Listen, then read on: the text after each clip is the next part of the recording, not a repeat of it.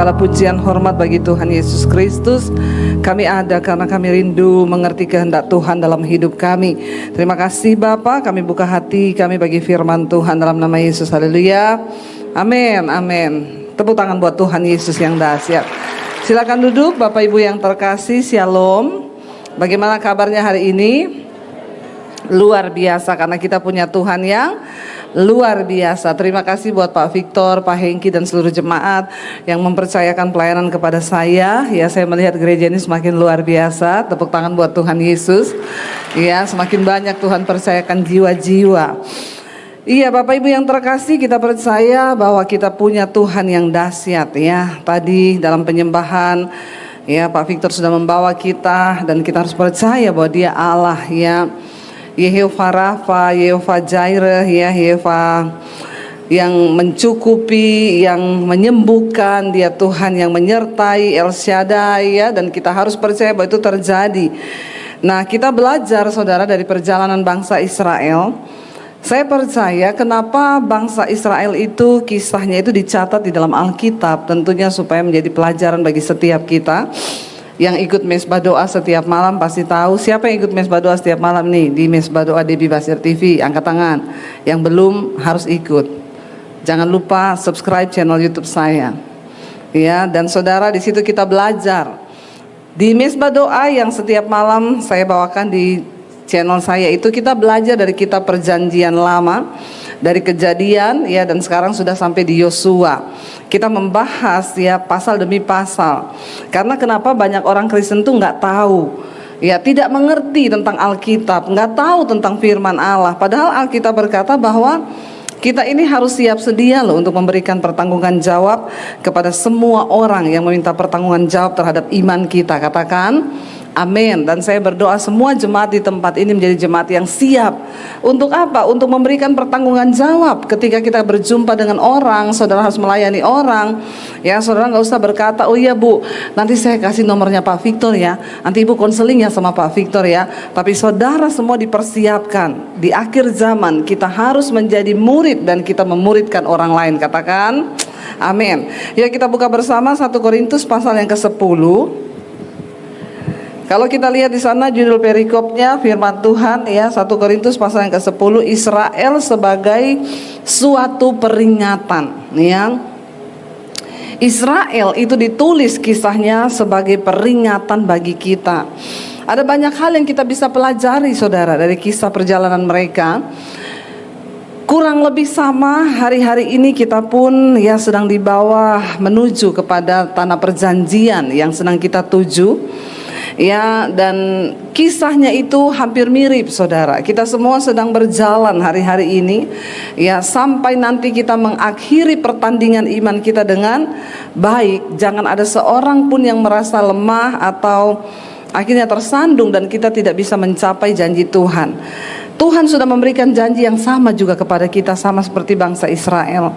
Dan kenapa kisah dari bangsa Israel itu ditulis ya? Kita lihat di sini Israel sebagai suatu peringatan. Kita baca bersama ayat 1, firman Tuhan berkata, aku mau supaya kamu mengetahui saudara-saudara bahwa apa? Bahwa nenek moyang kita semua berada di bawah perlindungan awan dan bahwa mereka semua telah melintasi laut. Ya, Rasul Paulus menulis ini kepada jemaat yang ada di Korintus. Dia berkata, aku mau supaya kamu mengetahui ya bahwa nenek moyang kita itu berada di bawah perlindungan awan dan bahwa mereka telah melintasi laut ya. Ketika bangsa Israel dibawa keluar dari perbudakan saudara, dan akhirnya mereka ya dibawa melintasi laut dan dalam perlindungan awan mereka berjalan.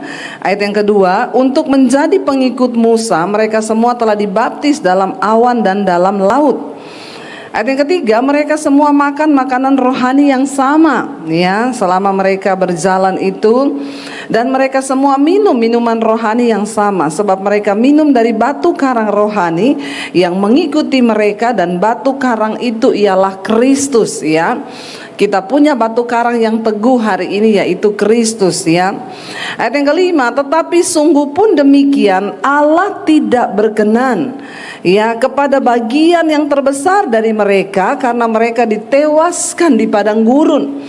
Saudara, kalau kita melihat di sini dikatakan bangsa Israel, mereka itu sama-sama mengalami Tuhan. Mereka makan makanan rohani yang sama, mereka minum minuman yang sama. Ya, tetapi sekalipun demikian, tidak peduli seberapa besar Anda pernah mengalami hal-hal rohani, nggak peduli seberapa hebat mungkin saudara pernah mengalami Tuhan. Yang terpenting adalah apakah kita mengakhiri semua pertandingan iman kita itu dengan baik. Di sini dikatakan ya, tetapi sesungguh pun demikian, walaupun mereka makan makanan rohani yang sama, minum minuman rohani yang sama, tetapi dikatakan Allah tidak berkenan kepada bagian yang terbesar dari mereka, karena mereka ditewaskan di padang gurun. Ya, jadi Tuhan gak berkenan. Hari ini saudara, saya mau sampaikan, tidak cukup kita menjadi orang Kristen saja. Ya, kita semua datang mungkin hari ini sama-sama kita ke gereja, tetapi yang akan mengakhiri sampai di garis akhir, kita semua harus berjuang di dalam iman kita, saudara. Karena tidak semua orang Kristen, itu saya selalu bilang ya, tidak semua orang Kristen masuk surga. Karena itu jangan hanya menjadi Kristen biasa. Mari kita mengalami Tuhan. Bangsa Israel, mereka mengalami, ya, mereka berjalan bersama-sama Musa. Bahkan mereka minum minuman rohani yang sama, mereka sama-sama melihat mujizat Tuhan. Ya, tetapi dikatakan di sini, sekalipun demikian Allah tidak berkenan kepada bagian yang terbesar dari mereka. Nanti kita akan pelajari kenapa Tuhan gak berkenan kepada mereka. Ya, dan dikatakan di sana, saudara, ayat yang ke-6, semuanya ini telah terjadi sebagai apa? Contoh bagi kita, untuk memperingatkan kita supaya jangan kita apa? Menginginkan hal-hal yang jahat seperti yang telah mereka perbuat. Kenapa ini ditulis? Kenapa ini dicatat? Sebagai apa dikatakan di sana? Peringatan bagi kita. Dan ini serius, Bapak Ibu Saudara. Ya, biarlah kehidupan bangsa Israel, kisah mereka itu menjadi peringatan bagi saudara dan saya. Ya, supaya kita jangan sama seperti mengalami seperti mereka. Dikatakan di sana Allah tidak berkenan dari bagian yang terbesar. Kekristenan itu bukan hanya bicara engkau setiap hari Minggu datang ke gereja.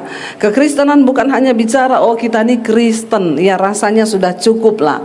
Ada banyak hal yang harus kita lakukan supaya kita mendapatkan perkenanan Tuhan, saudara. Dan di sana dikatakan ya, tetapi sungguh pun demikian, akhirnya yang terbesar dari mereka ditewaskan di padang gurun. Semuanya ini telah terjadi sebagai contoh bagi kita, untuk memperingatkan kita. Ya, apa yang bisa memperingatkan kita hari-hari ini? Ya, Alkitab berkata, lihat kehidupan bangsa Israel, lihat perjalanan mereka bersama dengan Tuhan. Dan itu menjadi peringatan bagi kita. Ayat 7, dan supaya jangan kita menjadi penyembah-penyembah berhala, sama seperti beberapa orang dari mereka. Ya, seperti ada tertulis, maka duduklah bangsa itu untuk makan minum, ya, dan kemudian bangunlah mereka dan bersukaria. Mereka melupakan Tuhan, saudara. Ya, di tengah hidup ini, ya, mari saudara kita ini selalu memandang kepada Tuhan. Jangan pernah melupakan Tuhan. Ada banyak orang akhirnya melupakan Tuhan. Waktu miskin dia berdoa, ya Tuhan, kalau Engkau berkati aku Tuhan, maka aku akan diberkati, aku akan lebih cinta lagi kepada Tuhan. Tapi setelah diberkati akhirnya dia lupa Tuhan. Ada seorang ibu datang sama saya, Bu Debbie, saya mau ibu berdoa buat kami, ibu, supaya suami saya miskin lagi, Bu. Loh, kenapa ibu perlu berdoa supaya suaminya miskin lagi? Dulu kami memulai pernikahan, kita mulai dari nol bersama-sama. Waktu masih miskin, suami saya ini cari Tuhan. Dia cinta Tuhan, Bu. Dia cinta keluarga waktu masih miskin. Setiap hari kami berdoa bersama-sama. Tapi ketika sudah diberkati Tuhan, usahanya diberkati Tuhan, sekarang dia lupa Tuhan. Dia nggak pernah lagi berdoa bersama keluarga. Dia benar-benar nggak pernah ke gereja setiap hari ya. Dia sibuk dengan usahanya. Jadi saya minta Bu supaya ibu berdoa biar suami saya miskin lagi. Ya bahkan sekarang ketika diberkati sudah mulai selingkuh. Banyak orang saudara di dalam kehidupan seperti itu. Makanya kita perlu berdoa supaya mata kita tetap tertuju kepada Tuhan. Ya, ketika miskin, ya jangan kita menolak Tuhan. Ya, berikan padaku apa yang patut bagiku. Karena saudara banyak orang itu yang juga tidak siap kaya loh. Makanya hati-hati, jangan cuma berdoa minta kaya. Tapi kalau kita nggak siap kaya itu bahaya. Ya, ketika dia masih miskin cari Tuhan, waktu diberkati lupa Tuhan. Sebaliknya, ada orang tadinya kaya saudara. Ya saya kemarin ketemu dengan seorang hamba Tuhan. Lalu dia cerita-cerita dengan saya, dengan suami. Dia bilang, bayangkan ya, saya ini dulu dari orang kaya. Dia dibesarkan dalam keluarga yang kaya. Dia sudah menikmati semua kemewahan. Tiba-tiba ikut Tuhan, dia diproses Tuhan jadi miskin saudara. Dia bilang, aduh Bu, saya tuh hampir gak kuat. Ya karena bayangkan loh, dari kaya ya jadi kaya jadi miskin. Itu tuh rasanya berat loh. Ya saya bilang, kalau gitu kebalik Pak dari kita. Kita ini miskin terus dari dulu. Ikut Tuhan tuh menderita terus. Sekarang diberkati. Tapi ya kayaknya sama ya penderitaannya ya. Takut juga loh saudara kalau diberkati itu tiba-tiba ya. Dia bilang, tapi kayaknya lebih menderita saya deh Bu. Jadi dari kaya jadi miskin. Saya bilang bukan soal menderitanya atau enggak, tapi kita temukan enggak di dalamnya itu apa maksud Tuhan. Ya, bukan soal Bapak dari kaya jadi miskin terus Bapak menderita.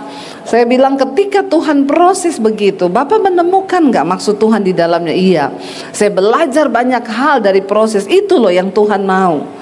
Ya, dan ketika dia akhirnya bertahan saudara di dalam proses itu, ya ketika dia miskin, banyak orang datang, teman-temannya datang, lu ngapain jadi hamba Tuhan, jadi miskin, udah lu balik lagi lah ke kerjaan yang lama, kamu terima aja lagi nih, kita kasih sekian, dia dapat tawaran saudara.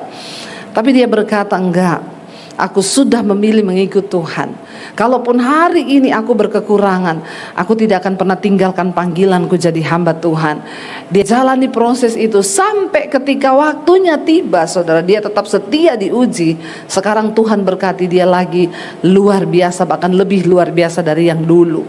Tidak ada yang mustahil bagi Tuhan. Tapi saya percaya semua proses yang Tuhan izinkan terjadi itu untuk membawa iman kita semakin tumbuh di dalam Dia. Jangan engkau berkata, hari ini saya miskin Bu, makanya di mana Tuhan ya, atau engkau pun hari ini merasa engkau kaya. Hati-hati, bukan soal miskin atau kayanya, tapi sikap hati kita kepada Tuhan. Saya bersyukur saya sudah menjalani semuanya saudara. Ya bertahun-tahun saya ikuti Yesus tuh menderita terus ya. Tapi saya tetap percaya. Kenapa saya bilang saya mengikut Tuhan? Ya bukan supaya saya diberkati, bukan supaya saya jadi kaya. Kenapa kita perlu Tuhan di dalam hidup ini? Ada yang datang kepada saya berkata begini, Bu, saya tuh udah ikut Tuhan sungguh-sungguh loh, tapi kenapa hidup saya menderita? Kenapa banyak masalah? Ya padahal saya udah ikut Tuhan sungguh-sungguh. Saya bilang sama dia, kita ikut Tuhan bukan supaya kita nggak ada masalah di hidup ini, karena memang dunia ini adalah tempatnya masalah. Kita ada di dunia yang sudah rusak, ya kita ada di tengah orang-orang yang berdosa. Bahkan Yesus berkata, kamu itu seperti domba di tengah serigala. Ini tempatnya masalah. Kalau ibu masih hidup di dunia, ya itu mesti ada masalah. Kalau nggak ada masalah itu ya bukan di dunia lagi. Mau didoakan supaya cepat pulang ke rumah Bapak? Nggak mau juga, tetap masih mau di dunia. Kenapa kita percaya Tuhan dan harus mengikut Tuhan di dunia ini? Karena dunia ini memang banyak masalah. Kita ikut Tuhan, kita percaya Tuhan supaya kita mendapat kekuatan. Ketika kita menghadapi masalah, ada kekuatan. Bahkan ketika doa kita belum dijawab pun, satu hal yang harus kita syukuri, kita mengenal Tuhan, karena Dia menjadi jaminan sampai pada kekekalan. Ya, Tuhan adalah jaminan kita. Bahkan saudara, saya itu selalu berkata ya, kalau ada orang datang, Bu, saya divonis dokter tinggal 6 bulan umur saya.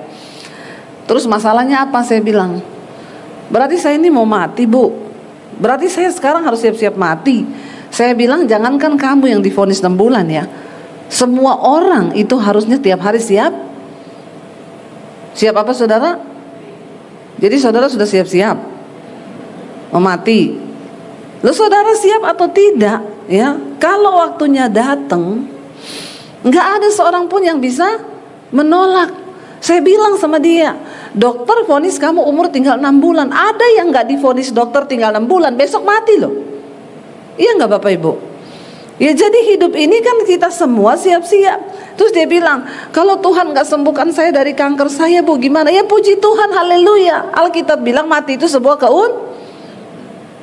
Amin. Ikut Tuhan itu punya iman. Ya, ikut Tuhan itu punya pengharapan. Kenapa engkau perlu Yesus dalam hidupmu? Karena sampai kematian pun, sampai pada kekekalan, dia menjadi jaminan. Jadi apa yang kita takutkan lagi? Amin. Nggak ada kan? Kalau besok kita dipanggil Tuhan, siap nggak Bapak Ibu? Yang siap cuma satu. Ya, siap. Ya, ada juga sih yang siap ditanya, kenapa kamu siap? Banyak cicilan, Bu. Jadi mending saya mati aja. Ada juga yang begitu ya. Tapi memang ada yang ya siap. Jadi kita siap, kita mau besok dipanggil, mau besok kiamat, ya udahlah. Ya makanya hari ini lakukan bagian kita. Ya waktu perang-perang itu saudara, ya saya bilang sama suami saya kayaknya udah mau kiamat dunia ini ya. Suami saya itu duduk merenung saudara, diam aja. Saya bilang, udah mau kiamat dunia loh, ini udah perang gini-gini, tanda-tandanya sudah ini gini-gini. Suami saya diam. Saya bilang, kenapa kamu bergumul mau kiamat? Dia bilang, masa sih kiamat? Kenapa? Kita ini baru OTW kaya udah mau kiamat loh. Baru OTW kaya udah mau kiamat saudara. Ya nggak peduli ya, mau kita kaya mau kita miskin ya. Saya bilang iyalah, kita diberkati Tuhan, pasti ya Tuhan beri kita kesempatan untuk melakukan banyak hal dulu bagi pekerjaan Tuhan. Ya diberkati bukan untuk ya kita nikmati bagi diri sendiri, tapi berarti semakin banyak kepercayaan yang Tuhan berikan. Saudara, ya kenapa kita percaya Yesus? Keuntungannya itu apa? Karena dia menjadi jaminan sampai pada kekekalan. Saya bilang, ya kalau Tuhan gak sembuhkan kamu dari kanker, ya bersyukur. Alkitab bilang mati adalah sebuah keuntungan. Ya, mari kita punya iman yang luar biasa di dalam Tuhan. Lalu dikatakan di sana, ya, dan supaya kita ini jangan menjadi penyembah-penyembah berhala, sama seperti beberapa orang dari mereka. Seperti ada tertulis, maka duduklah bangsa itu, makan, minum, kemudian bangun mereka dan bersukaria. Dalam hidup ini saudara, kita ini urusannya bukan hanya ya senang-senang, tapi temukan panggilan Tuhan atas hidupmu. Artinya apa?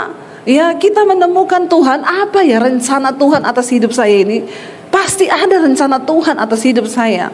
Ya, dan kebahagiaan di hidup kita adalah bukan ketika kita menemukan apa yang kita inginkan dalam hidup ini, tapi ketika kita menemukan apa yang Tuhan inginkan di dalam hidup kita. Katakan amin saudara. Itu bicara tentang panggilan. Hari ini saya mau berbicara, saudara temukan panggilanmu.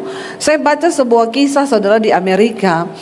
Ada seorang wanita kulit hitam, dia itu bekerja hanya sebagai tukang cuci gosok dari rumah ke rumah. Dia nyetrika baju, dia nyuci baju orang, lalu dia dapat gaji. Setiap dia dapat gaji, dia ambil hanya untuk kebutuhannya, kebutuhan bukan keinginan. Yang bikin manusia itu menderita dalam hidup ini sebenarnya keinginan. Besar pasak daripada tiang. Ya gajinya pas-pasan, keinginannya ya luar biasa saudara. Gaji cuma 4 juta, keinginannya 12 juta. Jadi bagaimana hidupnya tidak menderita. Nah saudara, wanita itu menemukan panggilan Tuhan atas hidupnya. Dia cuma buruh cuci gosok. Saya mau kasih tahu bahwa menemukan panggilan Tuhan itu bukan semua mau jadi pengkhotbah. Iya Bu, saya ini dapat Bu suara Tuhan. Benar Ibu bilang saya harus jadi pengkhotbah Bu. Ya jadi kapan saya dijadwal ini ya? Bukan saudara. Menemukan panggilan Tuhan artinya kita melakukan sesuatu yang berdampak bagi orang lain. Wanita ini dia bukan seorang pendeta, dia bukan seorang aktivis di gereja. Dia cinta Tuhan, tapi dia hanya buruh cuci gosok.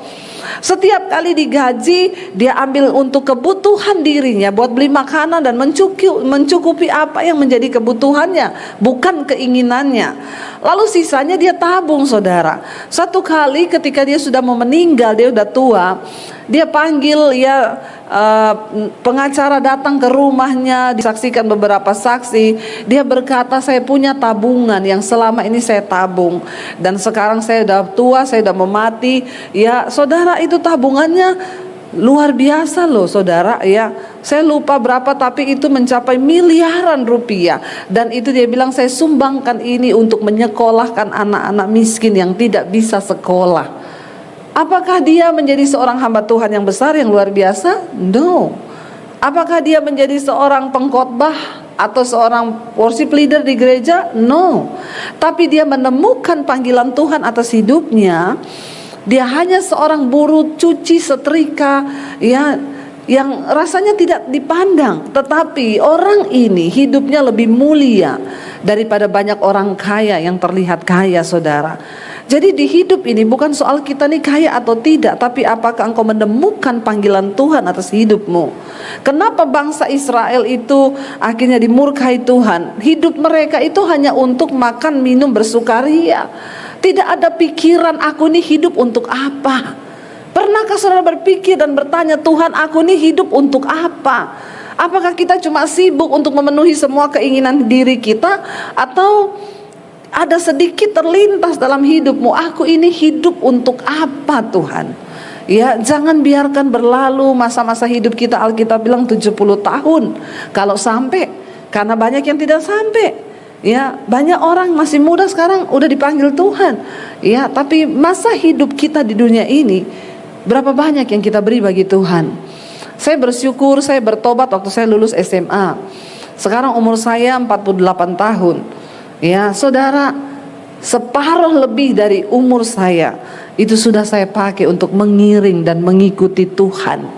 Saya bersyukur, ya, saya bilang kalaupun Tuhan panggil saya, ya saya siap. Dan kalau memang tugas saya sudah selesai, ya biarlah saya menghadap Tuhan dengan membawa apa yang sudah saya lakukan selama saya ada di dunia. Saya berusaha, saudara, untuk hidup mencari apa yang Tuhan mau, bukan apa yang kita mau. Ya, ketika engkau juga memegang uang di tanganmu, bertanyalah kepada Tuhan, untuk apa Tuhan? Karena ada tanggung jawab yang Tuhan berikan hari ini, saudara.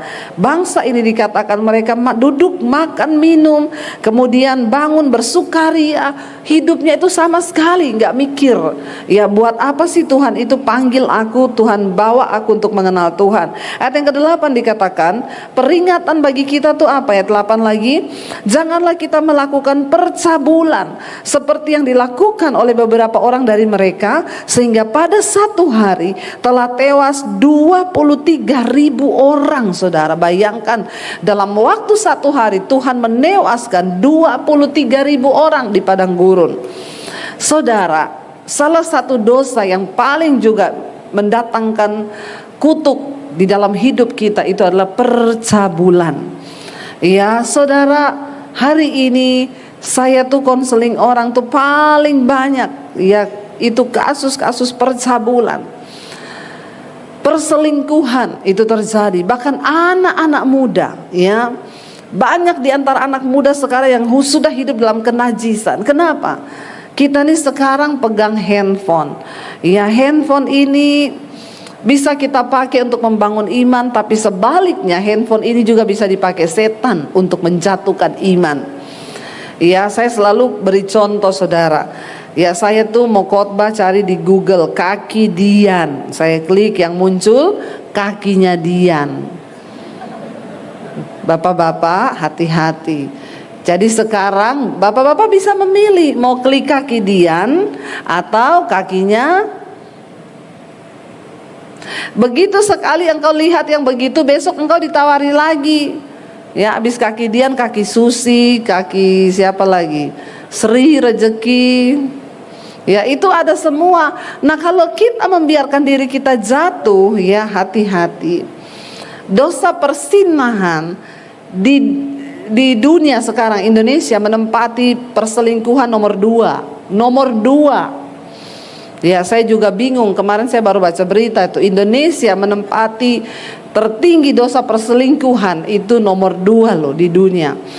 Hati-hati saudara, kenapa ini bisa terjadi? Kemarin kami lagi bahas-bahas ya sama Pak Victor, kita jalan ya, kata Pak Victor, banyak Bu yang di gunung-gunung itu, ya banyak kasus-kasus perselingkuhan, persinahan di gunung-gunung. Saya bilang, apa karena kurang hiburan ya Pak di gunung ya? Jadi banyak persinahan ya. Kata suami saya, tapi di kota juga banyak hiburan, juga banyak persinahan. Ya, jadi apa yang membuat orang itu bersinah, melakukan persabulan? Ya, itu memang ya roh ya yang bekerja di tengah-tengah kita di akhir zaman ini. Dan karena itu Tuhan memperingati kita lewat kehidupan bangsa Israel. Tuhan melarang mereka untuk tidak menikahi wanita-wanita Kanaan yang tidak takut Tuhan. Tapi mereka tetap melakukan percabulan dan kejatuhan bangsa Israel ketika mereka sudah memasuki tanah perjanjian, yaitu karena mereka melakukan percabulan dengan wanita-wanita Kanaan yang tidak takut akan Tuhan, menyembah berhala. Akhirnya mereka semua ikut dalam penyembahan berhala. Bapak Ibu, engkau yang punya anak-anak muda, hari-hari ini kita perlu banyak berdoa. Tanamkan takut akan Tuhan, tapi dimulai dari kita dulu, orang tua. Perselingkuhan itu terjadi begitu luar biasa. Ini ya, saya punya handphone ini, itu yang masuk puluhan ribu orang konseling. Kasus terbesar itu setiap buka itu, Bu, suami saya selingkuh, Bu, istri saya selingkuh, Bu. Ya, itu isinya semua perselingkuhan. Makanya sekarang ini kita sudah tidak main-main lagi. Mari kita sungguh-sungguh berdoa. Ya, kalau ada yang suaminya berselingkuh, dia datang, Bu Debbie, saya sudah berdoa buat suami tapi dia nggak mau bertobat, gimana ya Bu? Ibu doanya gimana? Tuhan, jamah suamiku supaya bertobat. Sekarang rubah doanya, Tuhan hajar suamiku supaya dia bertobat. Ya, dia tanya, nggak apa-apa Bu, saya berdoa begitu. Nggak apa-apa, doa saja, Tuhan hajar suamiku. Lalu suaminya pulang, dia bilang sama suaminya, saya sekarang tiap hari berdoa loh buat kamu. Saya berdoanya, Tuhan hajar suamiku. Suaminya marah, siapa yang suruh kamu berdoa begitu? Saya konseling sama Ibu Debbie Basir, katanya doanya begitu. Suaminya telepon saya saudara satu kali, ini dengan pendeta Debbie Basir. Saya bilang, iya betul. Pendeta macam apa kau itu? Kenapa? Katanya istri saya, ibu suruh istri saya berdoa, Tuhan hajar suamiku. Terus saya tanya, lah kenapa Bapak mau dihajar? Emang Bapak bikin salah apa? Ya tapi kan seberdosa-berdosanya suami, ibu nggak boleh ngajarin jemaat berdoa begitu. Saya bilang, Bapak tuh jangan kegeeran, nggak usah terlalu pede. Alkitab berkata Pak, Tuhan menghajar orang yang dikasihinya dan dianggapnya anak. Kalau Bapak masih dikasihi Tuhan, dihajar supaya engkau bertobat. Tapi kalau Bapak udah gak dikasihi Tuhan, mati kau di hotel lagi bersinah masuk neraka. Langsung teleponnya putus, nit, kapok kau, tobat. Sekarang ini ngomongin jemaat udah gak bisa dengan kata-kata manis. Kenapa? Jemaat udah tahu itu dosa, dia tetap aja melakukan. Pusing gak? Bingung gak? Ya makanya saya bilang, Bapak ngerti firman Pak. Lo bener, Alkitab bilang Tuhan tuh menghajar orang yang dikasihinya. Dianggap anak, dihajar kau Pak. Kalau udah gak dianggap anak Pak, ya bersinahlah kau di hotel sana. Mati kau di hotel, serangan jantung. Habis itu masuk kau neraka. Langsung takut dia, handphonenya langsung ditutup saudara. Mari kita mengerti kebenaran ya. Kenapa Tuhan mengingatkan kepada kita lagi kisah hidup bangsa Israel, jangan kita melakukan percabulan ya, seperti yang dilakukan oleh beberapa orang dari mereka, sehingga pada satu hari telah tewas 23.000. Bayangkan loh, dalam waktu satu hari. Prediksi-prediksi tentang gempa, prediksi-prediksi tentang hal-hal yang menakutkan ada di depan mata kita. Bagaimana kita menyiasatinya? Katanya Bu, itu yang memprediksi Turki gempa kemarin, dia lagi prediksi bahwa Indonesia juga akan mengalami sesuatu yang akan mendatangkan kematian yang banyak. Saya cuma bilang, ya kita harus percaya bahwa Tuhan itu juga Tuhan yang murka. Jangan cuma percaya, oh Tuhan mengasihi, biarpun saya berdosa, biarpun saya ini bersinah, saya selingkuh, Tuhan itu Tuhan yang mengasihi. Hati-hati saudara. Sekarang banyak pengajaran-pengajaran yang mulai melenceng, ya, menggampangkan kasih karunia Tuhan begitu. Ya, kalaupun kita berdosa, Tuhan itu tahulah. Yesus saja mati bagi dosa kita. Masa sekarang kita berdosa terus kita nggak masuk surga? Kenapa di dalam kisah ini dicatat mati 23.000 orang dalam waktu 1 hari, saudara? Itu untuk membuka mata kita. Kita sudah membaca di atas tadi judulnya Israel sebagai suatu peringatan, supaya kita tahu bahwa Allah kita cuma bukan Allah yang mengasihi saja, tapi Dia juga bisa menjadi Allah yang murka, sebab Dia membenci dosa. Nah, kalau manusia diingatkan untuk bertobat, tidak mau bertobat, malah memilih terus hidup di dalam dosa, ya murka itu bisa terjadi. Ya, kalau tiba-tiba ada sesuatu yang terjadi, ya kita nggak bisa bilang, oh itu kebetulan, Tuhan yang pegang kendali atas segala sesuatu dan Dia yang berdaulat. Dan bagian kita hari ini, saya bilang, hidup dalam kekudusan aja. Mendengarkan banyak berita-berita hari-hari ini, memang harusnya kita waspada. Mari berjaga-jaga, tidak main-main. Kita ada di hari-hari yang terakhir. Iman kita harus semakin serius dengan Tuhan. Tinggalkan dosa, Bapak Ibu. Jangan bermain-main dengan dosa, sebab bukan orang sembarangan yang akan masuk ke sorga. Hanya orang-orang yang mau berjuang terus hidup dalam kekudusan, mencari perkenanan Tuhan, mereka yang akan mengalami sorga yang mulia itu. Karena tidak semua orang Kristen masuk sorga. Mari, yang hari ini engkau selingkuh, engkau hidup dalam kenajisan, anak-anak muda, buang dan tinggalkan semua itu supaya kita mendapat perkenanan di mata Tuhan. Lalu dikatakan ayat yang ke-9, dan janganlah kita mencobai Tuhan seperti yang dilakukan oleh beberapa orang dari mereka, sehingga mereka mati di pagut ular. Ya, jangan mencobai Tuhan. Hidup menurut takaran iman yang diberikan kepada kita, saudara, sehingga hidup ini kita bisa menata. Ya, mencobai Tuhan itu apa ya? Ya, saya suka berkata begini, saudara, ada orang-orang yang tidak pakai logika dalam hidup, ya. Mencobai Tuhan, gajinya 5 juta, ya, dia ambil mobil cicilannya 6 juta, belum kehidupan yang lain, belum kehidupan yang lain. Kebanyakan orang Kristen itu masuk di dalam pencobaan dan persoalan dalam hidup itu karena kebodohannya. Kita punya Tuhan, kita punya hikmat Tuhan. Mari kita berdoa. Bagi anak-anak muda, jangan engkau mencobai Tuhan. Sudah tahu pacaran sama laki-laki merokok, mabok, sukanya dugem, tapi dia ganteng, tapi dia begini, tetap maksa. Alkitab sudah berkata, jangan menjadi pasangan yang tidak seimbang dengan orang yang tidak percaya. Ya, kalaupun dia, tapi dia Kristen, Bu, tapi kalau engkau lihat tanda-tandanya seperti itu, jangan engkau mencobai. Ada yang telepon, Bu, saya sudah tunangan, tapi ternyata tunangan saya ini nggak takut Tuhan. Ya, dia tuh sukanya dugem, malah kasar, ya, sama saya aja kalau kata-katanya begini-begini. Saya bilang, ya kalau mau konseling sama saya, ya dengar saya, putus aja. Ya, dia belum menikah udah seperti itu. Ya, tapi gimana, Bu, saya sudah terlanjur cinta. Ya silakan, kalau kamu mau bayar harga yang tinggi, masuk aja dalam pernikahan. Ya, tapi jangan konseling sama saya lagi.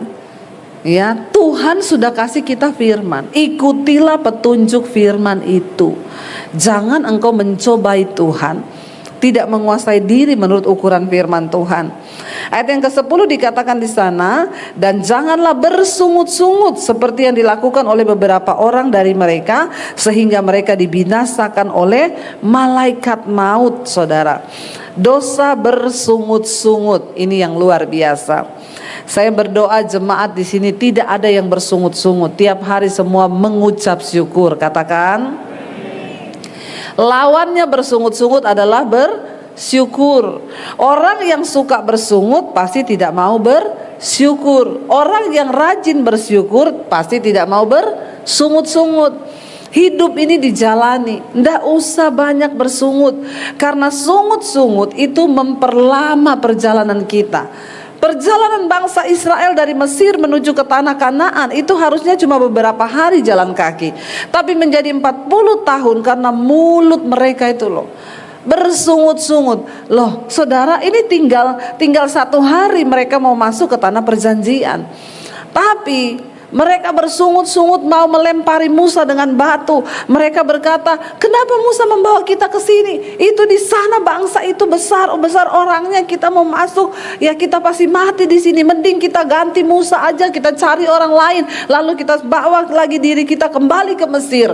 Ngapain kita memasuk tanah itu? Mulut mereka tuh bersungut-sungut. Nggak pernah berkata, Tuhan kami bersyukur, kami percaya Tuhan yang sudah memberikan janji dan kami akan masuk ke tanah itu. Tapi mulutnya bersungut-sungut. Nih ibu-ibu nih biasanya suka bersungut-sungut, tapi ibu-ibu di sini tidak ngaku. Ya, hati-hati ibu-ibu ya, jangan kita banyak bersungut. Ya, kita harus mendukung suami. Ya, suami punya uang, ya disayang. Suami nggak punya uang, ditendang. Disayang juga ya. Dukung suami, berikan dia dukungan ya, kita saling mendukung. Nggak apa-apa Pak, mungkin ya hari ini rezekinya sedikit, tapi percayalah kita punya Tuhan yang luar biasa. Tuhan itu pasti sanggup memberkati. Ya, saya tuh dulu saudara waktu hidup dengan suami saya, kami ini ya kalau dibilang mulai itu bukan dari nol lagi, dari min kita ini mulai. Ya, saya tahu saya diciptakan sebagai seorang penolong. Wanita kita diciptakan sebagai seorang penolong. Saya dulu kami ya suami saya bikin percetakan. Distributornya itu semua pendeta-pendeta, karena yang kita jual itu buku-buku rohani, renungan harian di seluruh Indonesia. Ya, distributornya hamba-hamba Tuhan. Tapi kalau tanggalnya sudah jatuh tempo, kita harus nyetak lagi, beli kertas lagi. Pendeta-pendeta itu belum bayar. Padahal kita udah kasih tempo 3 bulan, nanti kita kirim barang yang keempat, dia baru bayar yang pertama. Sebenarnya sudah cukup kan tempo 3 bulan. Tetap ada banyak yang telat, nggak bayar 4 bulan, 5 bulan. Ini kan pendeta semua distributornya. Kalau saya telepon, nada tunggunya Allah mengerti, Allah peduli. Dalam hati saya, Allah aja mengerti, masa saya nggak ngerti? Itu maksud dia. Ya, nggak usah nagih lah, Allah aja mengerti. Ya, Tuhan aja mengerti, masa lu nggak ngerti? Saudara, satu kali suami saya bilang, kita nggak bisa ambil kertas karena kita belum bayar yang tagihan yang bulan lalu. Jadi kita pasti telat bulan ini karena ngeri saudara, berhadapan dengan orang Kristen yang nggak bertobat itu soal uang. Kalau Anda tidak dipercaya dalam hal uang, maka tidak mungkin Tuhan mempercayakan berkat yang besar dalam hidupmu. Karena satu-satunya Yesus mensejajarkan dirinya itu dengan mamon, dengan uang. Ya, jadi saya tuh susah juga ya, kalau saya lihat suami begitu ya saya tidak bisa buat apa-apa. Tapi saya tahu saya ini diciptakan Tuhan sebagai penolong. Nanti kalau saya melemahkan imannya, karena bapak-bapak itu kan untuk percaya memang agak susah bapak-bapak itu, karena mereka lebih pakai logika. Ya, perempuan itu lebih pakai perasaan, jadi kita lebih rotok percaya ya daripada laki-laki. Dan bapak-bapak, saya juga berdoa bapak-bapak di sini semua memakai iman, tidak pakai logika. Pakai imanmu kepada Tuhan. Pakai logika capek, makanya banyak laki-laki kena stroke karena cuma pakai logika terus, ya nggak pernah pakai iman. Jadi saya waktu itu ngomong sama suami, percaya saya, besok itu pasti ada duitnya. Besok terakhir dari distributor itu ya toko itu bisa kasih kita kertas. Suami saya bilang, nggak mungkin besok terakhir, nggak mungkin besok ada yang kasih uang. Semua distributor sudah ditelepon, nggak ada yang mau bayar. Jadi saya cuma bilang, ya kita berdoa saja. Tapi saya bilang besok uangnya pasti ada. Dia curiga sama saya, dari mana? Kok kamu bisa ngomong begitu? Ya dari Tuhan. Emang ada yang janjiin? Nggak ada. Kenapa kamu bisa yakin? Saya bilang besok siang ada uangnya, percaya saja. Besok siang pasti ada. Suami saya sepanjang hari itu nyanyi, hatiku percaya. Panjang percayanya, karena antara percaya dan tidak saudara. Tapi jangan bersungut, nyanyi aja, amin. Walaupun ngegas nyanyinya, hatiku percaya. ya ini antara percaya dan tidak. Ya memang saudara, itulah pergumulan. Ya saya bilang sama dia hari itu, besok bangun pagi dia bilang, mana duitnya? Nanti siang jam 1. Siapa yang janji sama kau? Dia bilang, gak ada yang janji, Tuhan yang janji. Saudara, ya malam itu, sebelum malam itu, ya semalam sebelumnya dia tidur, saya tuh doa loh, saya nangis sama Tuhan.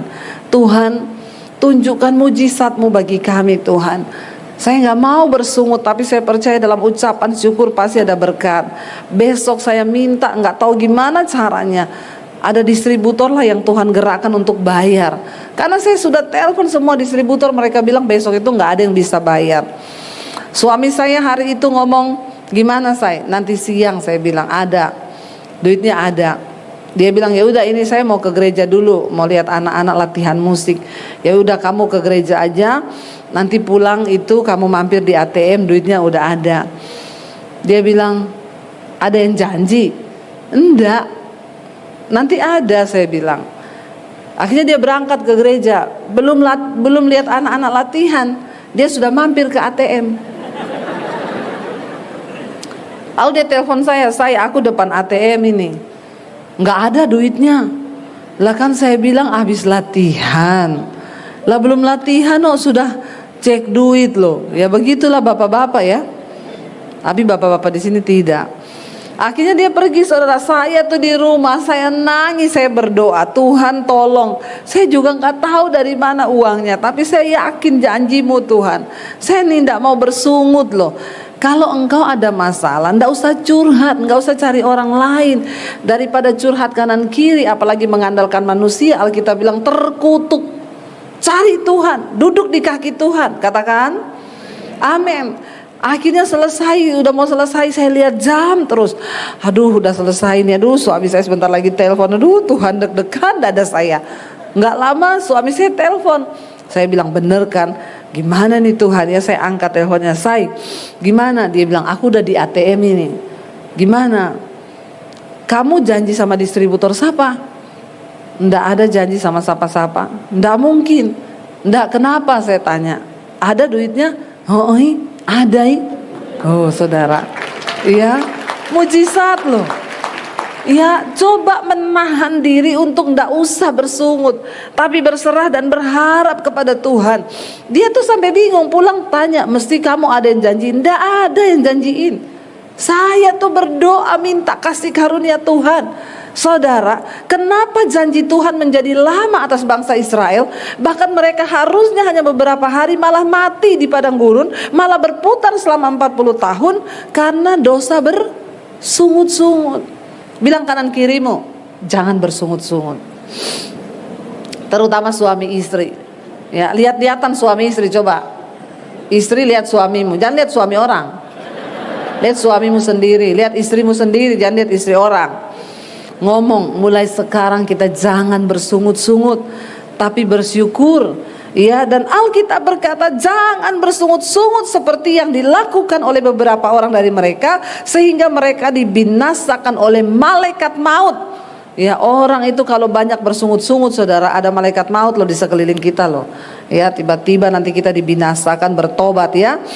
Semuanya ini ayat 11 berkata telah menimpa mereka sebagai contoh, kata firman Tuhan.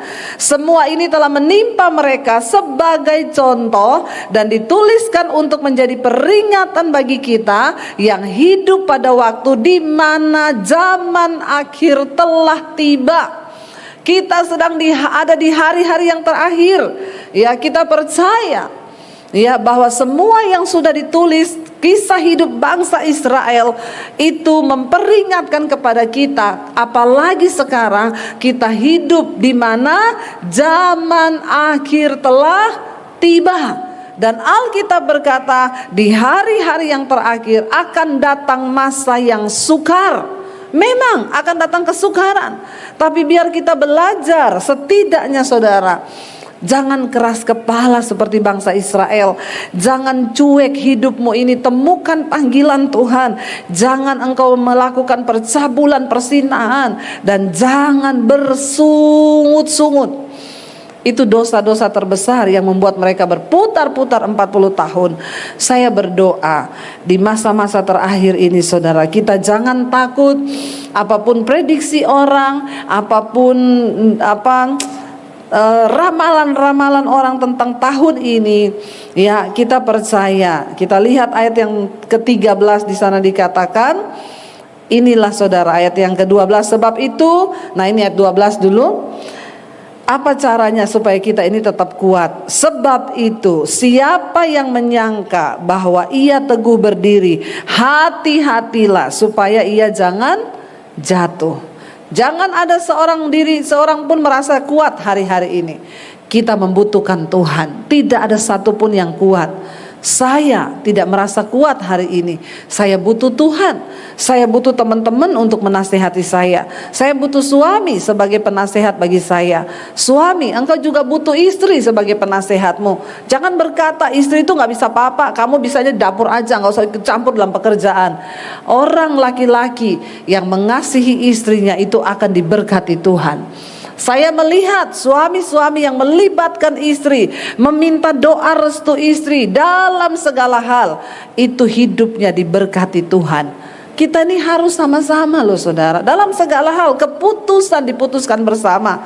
Ya, suami saya itu loh, jangankan hal yang besar, beli baju aja tanya saya loh saudara. Ya, kita kalau ke mall misalnya, saya ke tempat lain, dia WA saya, kamu kesini bentar, kenapa? Aku mau beli kemeja ini, menurutmu bagus apa enggak? Cocok apa enggak? Ya, kalau dia pakai dia bilang bagus, saya bilang kurang, nggak jadi. Saya juga begitu. Ya, kita berdua bersama-sama sepakat, apapun diputuskan bersama-sama, maka Tuhan pasti akan memberkati. Ya, jangan engkau merasa teguh berdiri, engkau butuh penasehat. Siapa penasehat terdekat kita? Suami, ya istri. Karena itulah orang yang terdekat dengan kita. Ya, kita semua tidak kuat, kita butuh Tuhan, kita butuh orang lain untuk menasehati. Ya, dikatakan jangan engkau merasa hari ini engkau teguh berdiri.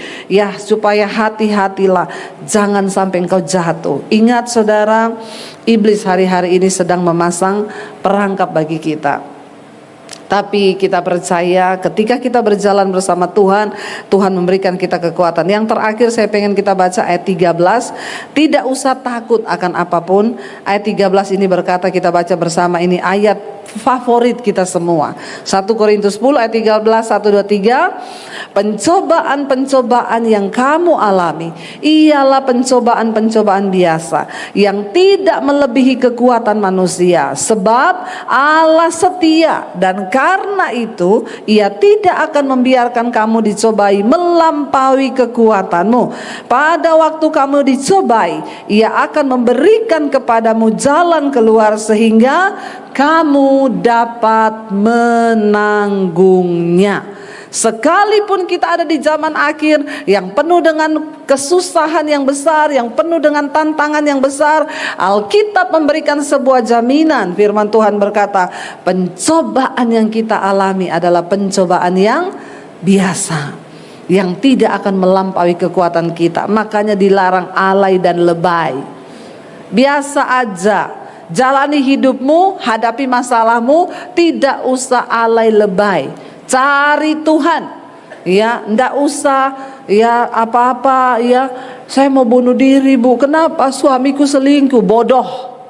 Kenapa suami selingkuh kau mau bunuh diri? Makanya kasihi Tuhan lebih dari segala-galanya. Jangan mencintai suamimu lebih dari engkau mencintai Tuhan. Ya, itu yang terjadi. Akhirnya suami selingkuh, dia mau bunuh diri. Ngapain? Saya bilang ya, pencobaan yang kita alami itu pencobaan biasa yang tidak melebihi kekuatanmu. Hari ini apapun pencobaan yang kau alami, bilang kepada dirimu, Tuhan, aku percaya pencobaanku ini pencobaan biasa yang tidak melebihi kekuatanku. Bilang kanan kirimu, coba colek, pencobaanmu itu biasa, tapi Tuhanmu itu luar biasa. Saudara, kita percaya Tuhan sanggup mendengar doa kita lebih dari yang kita harapkan. Dia mendengar doa kita lebih dari yang kita nyatakan kepada Dia. Karena itu jangan pernah menyerah. Kita datang kepada Tuhan hari ini. Saya undang para imam musik ya. Kita naikkan pujian. Mungkin hari ini engkau belum melihat jawaban doa, tapi percayalah bahwa Tuhan itu turut bekerja lebih dari yang kita doakan. Dia menjawab semua doa kita. Dia mendengar semua yang engkau lagi gumulkan. Bagian kita adalah percaya kepada Tuhan. Terima kasih Bapa. Tak selalu Tuhan menjawab doa, namun Dia beri yang terbaik di waktu yang tepat. Izinkanlah Tuhan untuk bekerja, yang mustahil menjadi mungkin oleh karena percaya. Sekali lagi katakan, buat saat ini Tuhan izinkan kami boleh ada di mezbah doa, mencari Engkau, memuji menyembah Engkau Tuhan. Biarlah Engkau menyatakan kehendak-Mu atas setiap kami, berbicara bagi setiap kami Tuhan, agar hidup kami boleh senantiasa dalam perkenanan Tuhan. Urapi hamba-Mu yang tidak ada apa-apanya, urapi setiap kami dalam nama Yesus. Kami berucap syukur, haleluya, amin, amin, amin. Iya, shalom ya Bapak Ibu yang terkasih. Saya masih dari daerah Jawa Tengah ya, kita sama-sama terus dimanapun kita berada, kita mau mencari Tuhan. Hari ini saya akan membacakan firman Tuhan sebelumnya, tapi saya akan bacakan kesaksian yang sudah masuk. Shalom Ibu Debbie dan seluruh tim. Saya seorang ibu dari 2 orang putri. Ya, tahun 2019 itu saya dan suami sudah sering mendengar khotbah-khotbah Ibu di YouTube. Dan kami sangat terberkati Bu. Bahkan di rumah, di mobil kami terus mendengarnya. Puji Tuhan ya, di rumah, di mobil terus. Akhir tahun 2021 saya menemukan mezbah doa. Dan akhirnya saya sering mengikuti, tapi hanya sebatas pendengar. Artinya hanya seperti mendengar radio saja.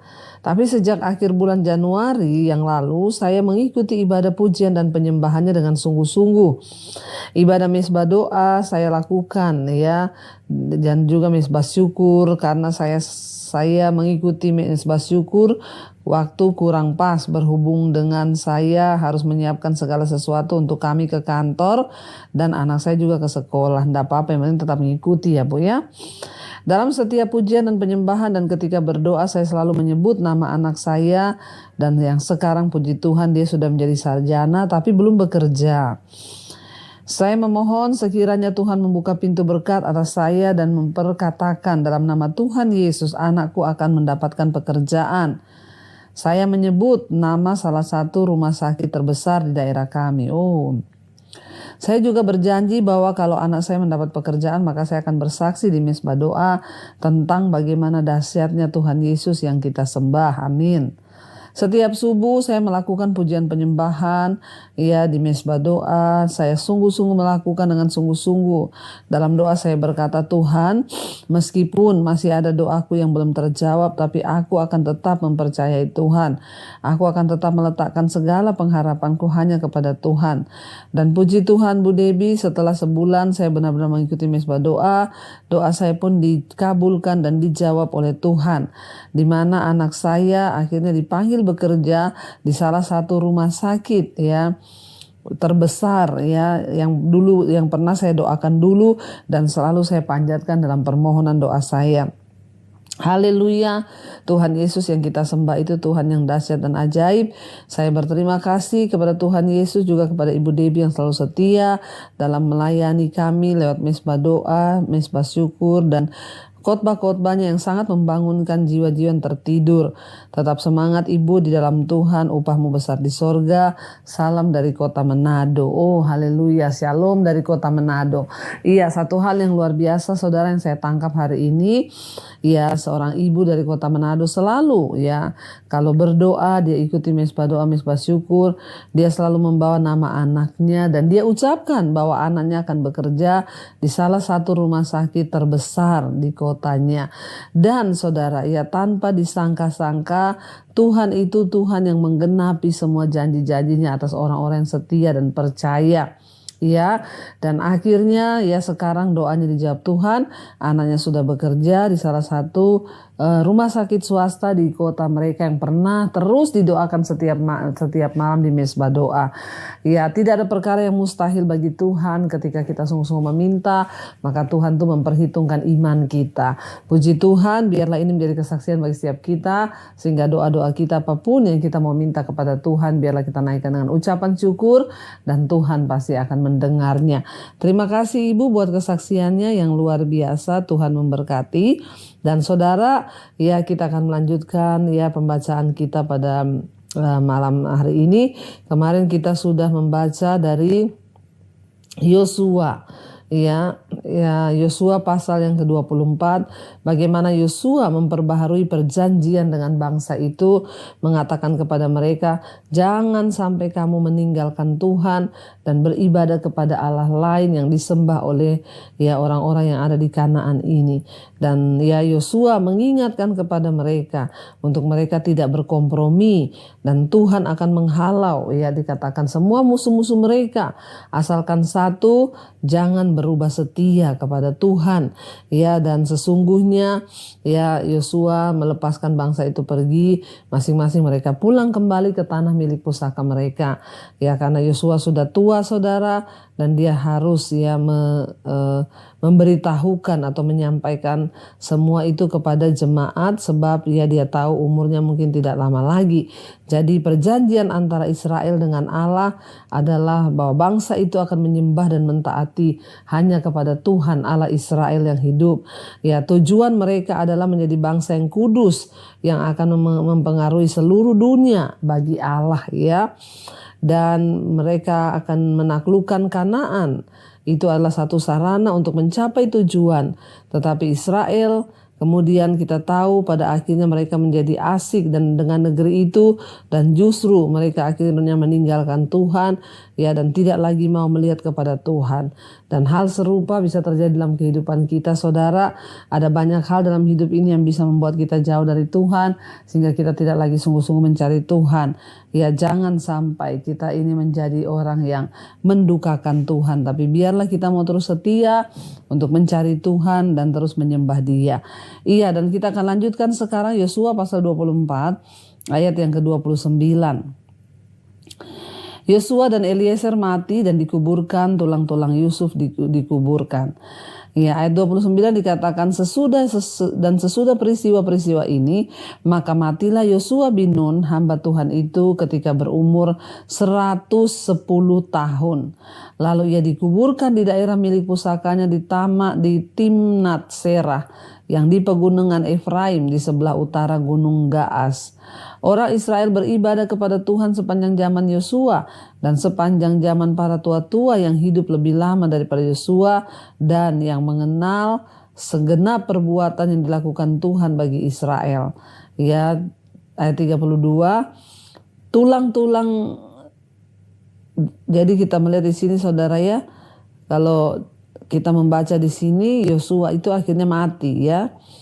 Dan tulang-tulangnya Yusuf juga dikuburkan. Dikatakan di sana ayat 31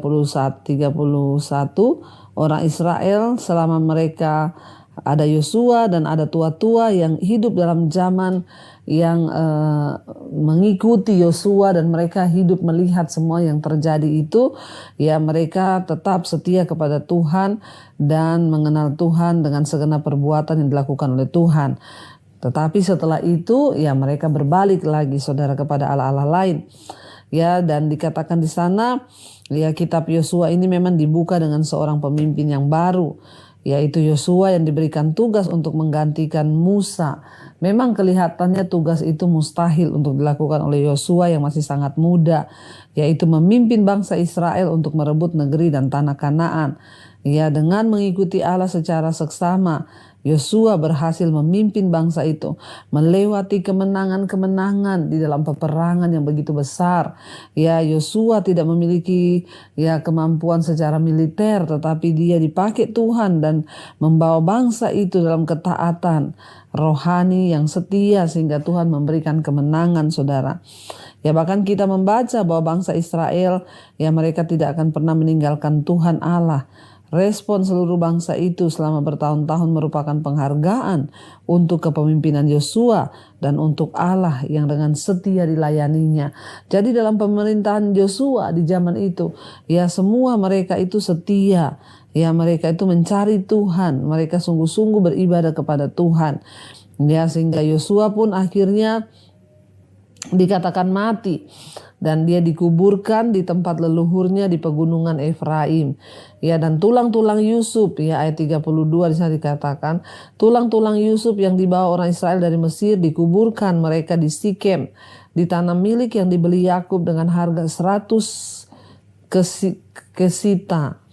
Ya, dari anak-anak Hemor, bapa Sikem, dan yang ditentukan bagi Bani Yusuf menjadi milik pusaka mereka.